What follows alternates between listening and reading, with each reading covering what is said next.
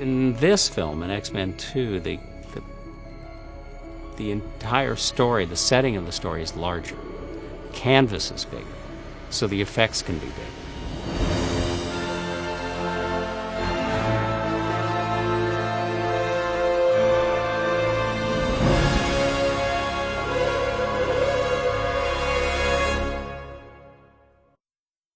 When you shoot the first film, you have no concept of what it's going to look like because you're surrounded by, well, this won't be here at the time, but this is a green screen. Whatever you're seeing on the screen, it's actually green right now.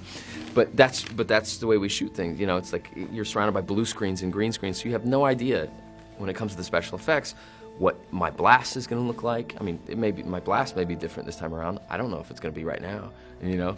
So it's exciting. You know, when I saw the first film, it was as if, you know, I didn't work on the movie. It was like everything's put together and the effects are in. And this type of movie, when principal photography is over, you've made about half of the movie.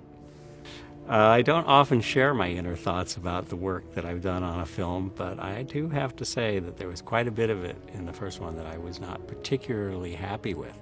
It was good workmanship work, and it looked pretty good in the film, and obviously it didn't hurt the box office. So I think it was successful, and we nearly got nominated for an Academy Award. So I think we did a pretty good job. But having lived with those shots, you really know what you want to do better. And I torture myself for years after I finish a film about all the things I could have done better. And X-Men's no exception. In the last film, we had about 520 shots or so. On this film, we're probably in the 700 to 800 category. And the first movie's effects were simpler and smaller. Our effects here are larger, much more ambitious technically, much more ambitious aesthetically.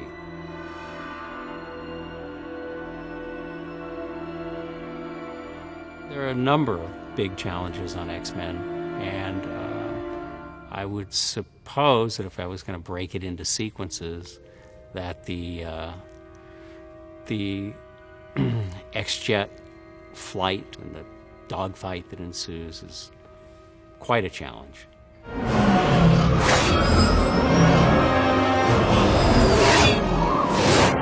Mike Fink started us with an animatic that he created of what he wanted to see from a choreography point of view.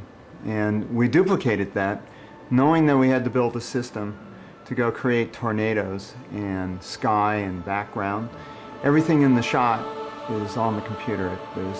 There are no real elements, effectively. We knew this from the beginning. So we used the computer to go and choreograph exactly what Mike had in his animatic to start there and figure out where the ground plane would be. And at the same time we were choreographing and making sure Mike was happy with the choreography, we were building a system for the tornadoes.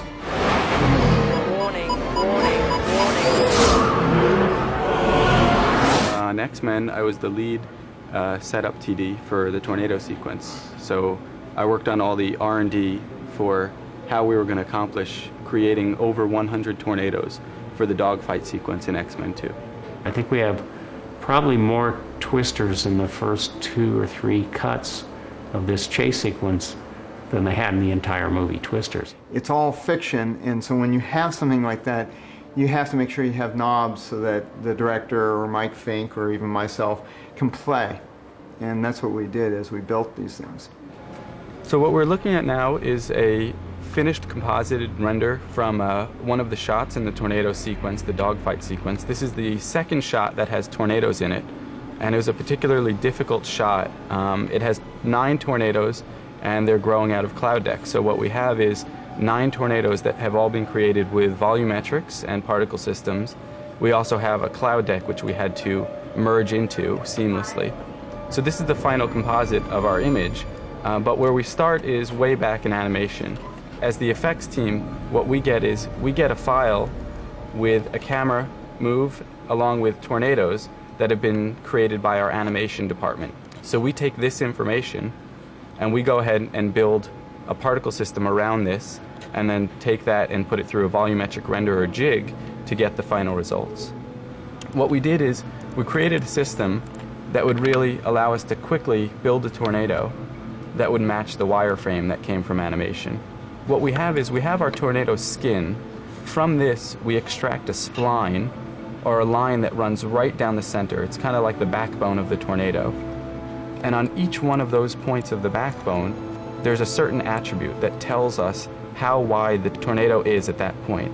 So on each point, we know what the radius is of the tornado. And this is one of the ways we maintain the shape.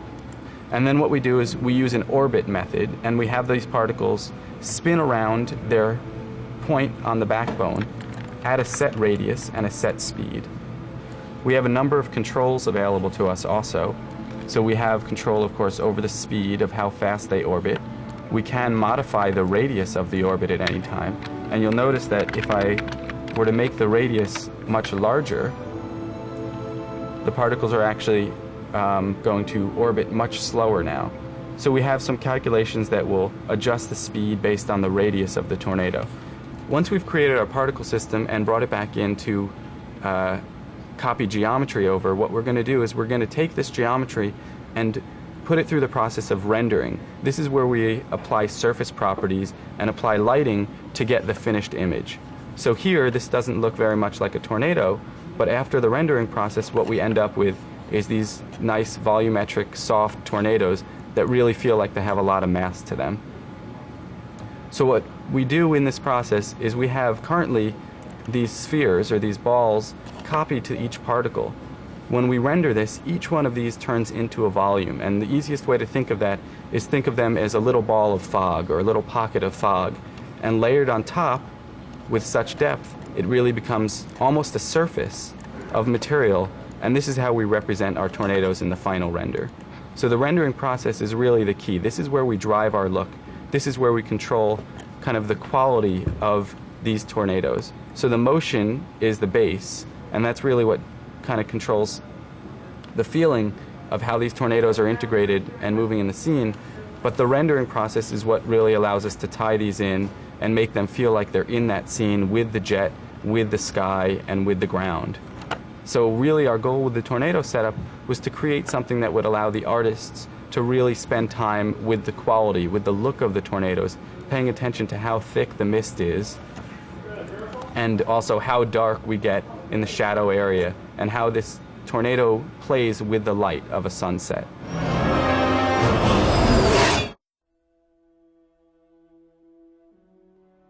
Nightcrawler, of course, has the ability to transport or teleport himself at will so that he can move from one spot to another whenever he wants, and he just leaves a little puff of smoke behind. There's this word that it goes bamf, like B-A-M-F, and that's the sort of noise he makes, and then he just, like, you know, he just disappears, and then he bamfs someone else. So I think how we do it in the film is, like, you know, basically you just cut. And I've done some stuff where I'm like teleporting onto a wall, and all these people are pointing guns at me, and actually I'm up there for ages, and in the film I'll be there for like a second because I bamf off somewhere else before they shoot me. We're going to create Nightcrawler's bamfs fairly traditionally. In other words, we shoot the scene with him there, and we shoot the scene with him not being there. And then we take the two and we combine them with a little bit of digital manipulation, and then he reappears or disappears. All of that's being created digitally. We're not doing anything practically on the set. And the whole effect is a little bit like a thunderclap, because if he disappears from a scene, he would evacuate the space that he's in. The air would rush in to take up that space. And as it rushes in, the smoke he leaves behind would be disturbed and dispersed into the room. Initially, the art department generated a series of pictures. I think there were basically 5 to 6 frames in total, which was a hand-drawn animation. So this is the original bamf artwork that was basically the starting point for what we tried to achieve in computer graphics.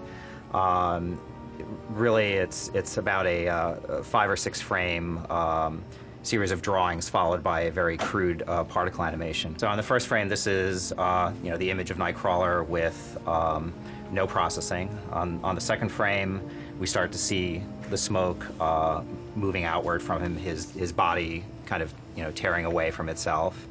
Then on the next frame, that progresses slightly. Then on the next frame, big change, we start to see the smoky guy in the center. You kind of still see his eyes right there, and starting to kind of collapse inward. And then even further, I mean, immediately he disappears, and by the 5th or 6th frame, he's this bunch of smoke that lingers. And that's the original bamf. Most of our technology was actually based on fluid dynamics for a water simulator. We found that, through our research, that it gave a very nice quality and a very fluid quality to the smoke that was immediately recognizable as smoke, but also, more dynamic than, let's say, a puff of smoke would be. It begins in, a series of layers that represent, first the blast outward of, smoke from where his body was. We then take a series of elements, anywhere between, depending on the shot, 3 and 5 of these to create, a multi-layered effect. Another layer is our interactive layer, which, depending on what he's doing in the scene, these represent tendrils of smoke that are pulling off of his body. And so as he's punching or kicking, you would see, strands of smoke pulling off of him. And in the color, it actually, we pull part of his actual color to color the smoke. So there's 2 sets of colors. There's the dark smoke that represents the blast, and then there's the color smoke, which takes on his actual color. And so these kind of elements, when combined in the comp, create a look similar to this. So you can see here, there's a combination of black smoke with smoke that is colored to his body that he interacts with. The combination of all these, create the bamf effect.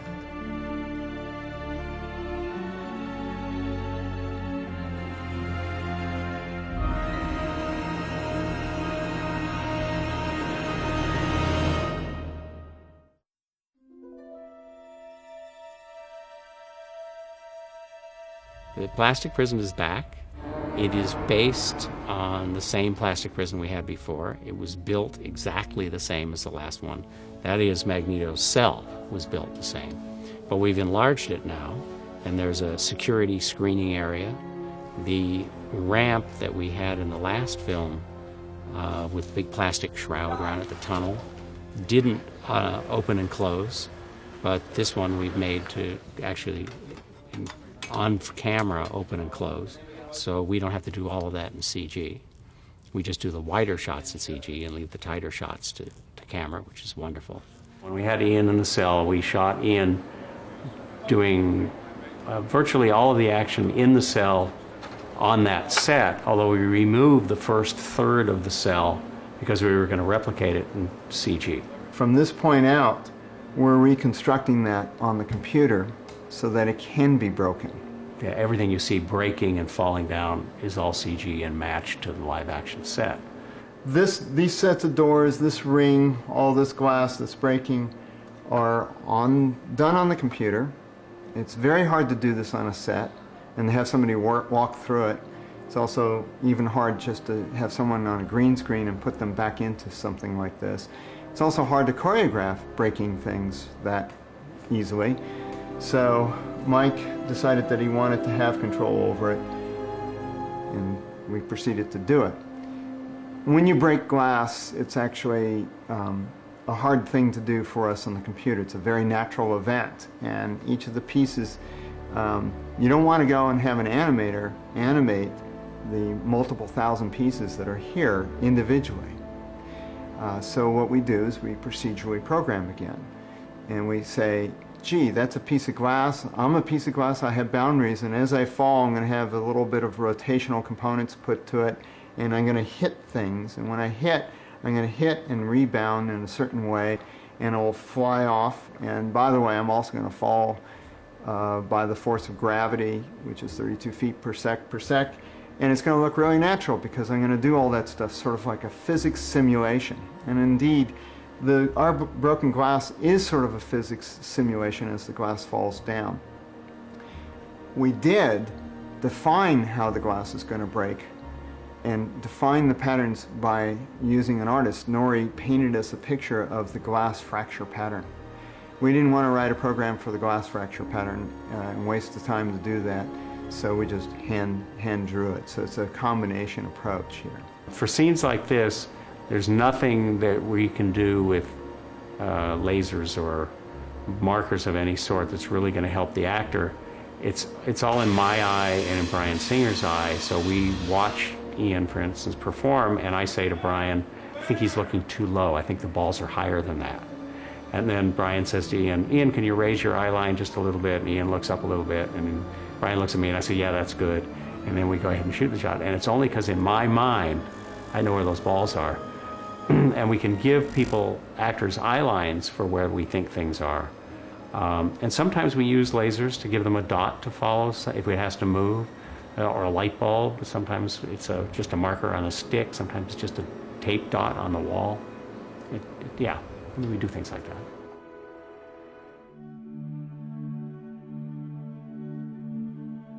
Cerebro was developed by many, many hours-long conversations between me, Bryan Singer, Steven Rosenbaum, supervisor here at Cinesci, and quite a few of the Cinesci crew. Lubo Christoph is an art director here, trying to come up with a conception of what Cerebro looks like when those walls fall away. How do the walls fall away? And then when they fall away, what do we see out there, and how do we see it? How does it turn on and off? And how far can we see? And what happens in between? Because we're seeing infinitely deep. How much depth can we build into the shots?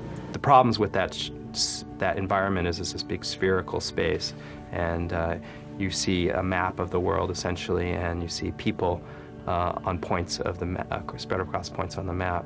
What we wanted to do is make it dimensional, bring out some depth into the space between where Xavier is in the center of this spherical room, and reach out towards these people that are projecting off the surface of the map. It's virtually all digital. All the atmosphere, all the effects you see in Cerebro, most of that stuff is all three-dimensional CG. The atmosphere and the rays and a number of the other things that are happening are all volumetric, so you get a real sense of distance as you look down. Light that moves affects the volume of the particles. There's a huge. I like to say that this show is really about particles. Particle animation is a very powerful tool in CG, and on this film, virtually every effect uses particle animation in some way. My name is David Satchwell, and I'm a CG supervisor on the Cerebro sequence, which comprised of 80 shots and about 20 people helping out in the sequence. I'm going to take you through some of the shots here. So this is a previs shot, which was the very first part of the shot generation, which is just to get the camera move and what's happening within it. This is part of the Cerebro effect, where there's a lot of people represented within this space, and Xavier is trying to find mutants in it. This, and also I can show you one of the elements, which is a more final version of this effect, which is very volumetric.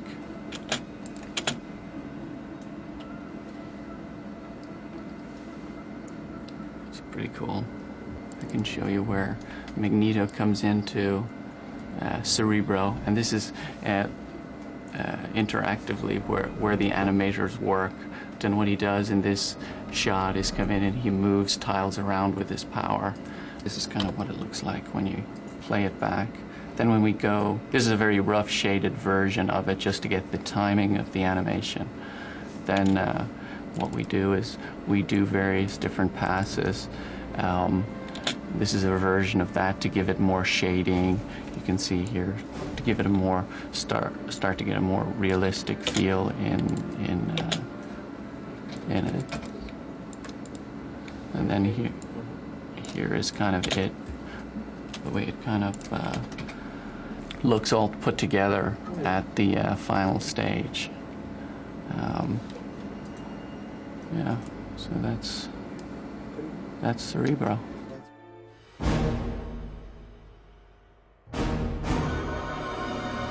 And we have an entire sequence with a dam break and a huge wall of water that comes crashing through the woods. And the miniature dam we're building is actually possibly even too small, but it was as large as we could build, to be perfectly honest. It's 24, 25 feet high and about 85 feet wide. This is a miniature dam, and miniature dams hold back water. Water never gets to be a miniature like the dam does. So the bigger you make the dam, the better the water looks. And so the scale is an arbitrary scale that we sort of made up because we came up with an arbitrary size on the dam. So it's somewhere between quarter and sixth scale, is what you'd say, which is way too small for a dam. It only represents a small part of the dam, so we didn't take a 1,000-foot wide dam and scale it down to 85 feet wide, because that would never work. This is just a small piece of that dam. And that's how we're making the water effects work, is that rather trying to achieve the world, we're trying to grab pieces that are large enough, as big as we can possibly make them, so that the water scales properly. And then we sell the wide shots by combination of miniature and digital enhancements, so that we don't get caught in that terribly underscaled water problem that you see so often in shots like this. Basically, this is one of the larger pieces of the puzzle, as it involves a lot of water going through the tank. But in the past weeks, we've been putting smaller amounts of water through cracks and fissures and putting them in at such high pressure to not only correspond with the model to make the water look like it's the right size, but also by pumping the water at such high pressures, it gives it a finer quality. Because it's the biggest problem with models in water is just size. You almost need to build the model to actual scale. So there's all these tricks involved, and some of them are CGI and some of them are high pressure water that enable you to create the illusion that the water is the right size. Because you'll see, it's one of the most challenging things. I think we've come a long way since Superman, and they did a pretty good job. And we're trying to take it a step further. Starting to pump water up to the dam. I need somebody on the other side. Lock it up, lock it up. Lock up the dam, lock it up. All the water in here will be drained in about 3 minutes and put up into tanks, just in time for them to build up the pressure. And then the pressure will send it out. I'm just regurgitating what other people tell me. Set and roll cameras. Roll cameras.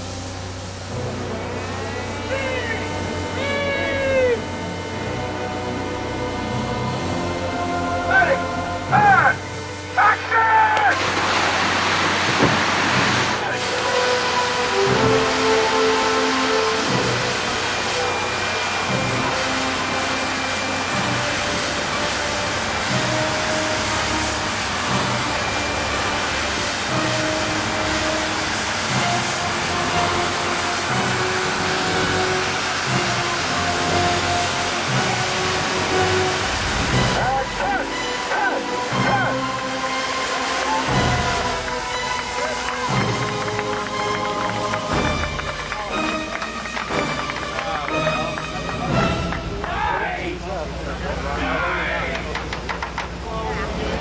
As you can see, we have a lot of water came out and a lot of the dam came apart, with the exception of the top part, which was meant to collapse. So either we'll run another water cycle through and have that portion drop, or tomorrow we'll just rebuild the undersection and run it again. But it's all about pieces. So I think today will be good for the initial big break. Good though, it's pretty cool, a lot of water. It's a wonderful experience, actually, to do a sequel, even though many people say, oh, I'd never do sequels. But in fact, it gives you a chance to build on the things you've learned from the previous film. And what we always say is that when we finish a movie, we really know how to make that movie. But in this case, that's a benefit for us. It gives us a leg up.